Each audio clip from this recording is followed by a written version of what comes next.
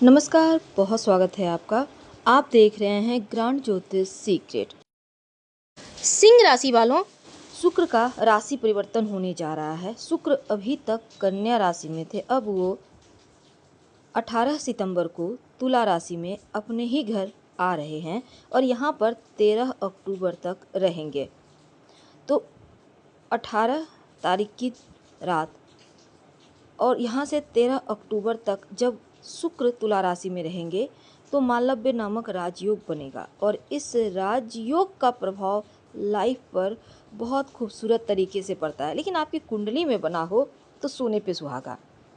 तो ये जो करीब 23-24 दिन का समय है, ये ऐसा समय है जो आपको ऊंचाइयां देगा।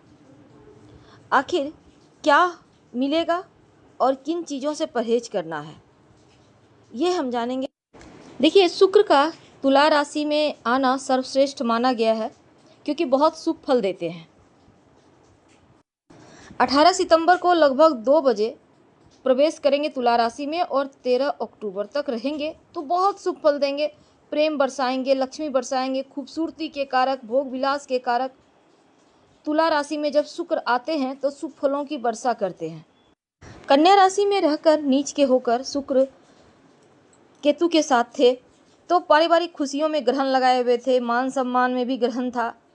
और जैसे ही नीच राशि को छोड़कर वो अपनी ही राशि में आएंगे, मालव्य नामक राजयोग बनाएंगे, तब यहाँ पर क्योंकि देखिए शुक्र के ऊपर किसी अन्य ग्रह की दृष्टि शुक्र का अपना जो फल है खुलकर दे पाएंगे, दृष्टि नहीं है। सिंह राशि वालों, शुक्र का ये महापरिवर्तन आपके लिए बहुत खास रहेगा क्योंकि आपके तृतीय भाव साहस पराक्रम के भाव में खुद अपने ही घर तुला राशि में आएंगे। 18 सितंबर से 13 अक्टूबर तक यहीं पर रहेंगे।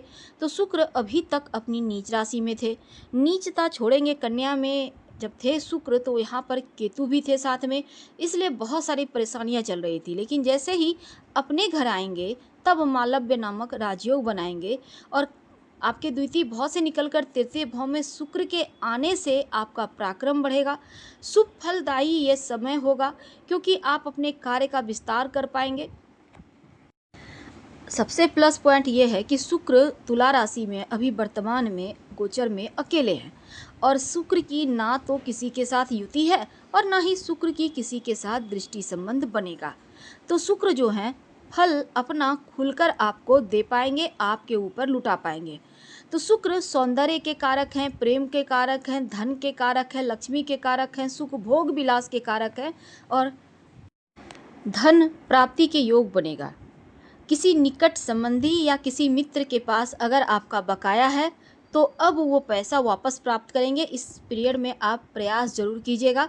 तो खोया हुआ फंसा हुआ धन प्राप्ति के योग बनेंगे और साथ ही पारिवारिक जीवन में अगर सुख शांति में अभाव था, परेशानी थी, वो समाप्त होगा क्योंकि शुक्र केतु कुटुंब भाव में, शुक्र नीच के और केतु के साथ, तो ऐसे में घर परिवार में मनमुटाव चल रही थी, टेंशन था।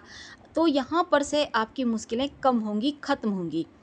बस आपको अपनी वाणी पर थोड़ा ध्यान रखना है और वाणी पर कंट्रोल रखेंगे तो सारी चीज़ें आसान हो जाएगी।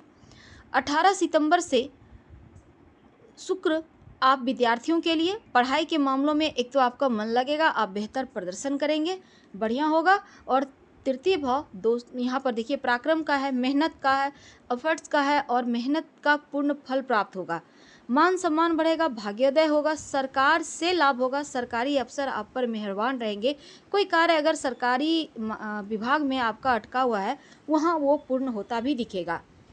शत्रु दबे रहेंगे, कोर्ट कचहरी के मामलों में जीत मिलेगी, भाई बहनों का सपोर्ट मिलेगा और छोटी यात्रा के कोई बढ़िया जो सुकून मिलने वाला यात्रा है उसका योग बनेगा।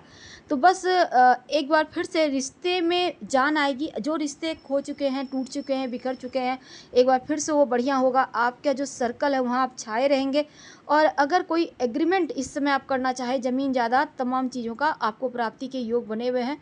विदेश यात्रा कर पाएंगे। शुक्र की दृष्टि जो नवम भाव पर है तो उच्च शिक्षा में सफलता प्राप्ति करवाएगा। विदेश यात्रा या विदेशी जमीन से लाभ दिलवाएगा।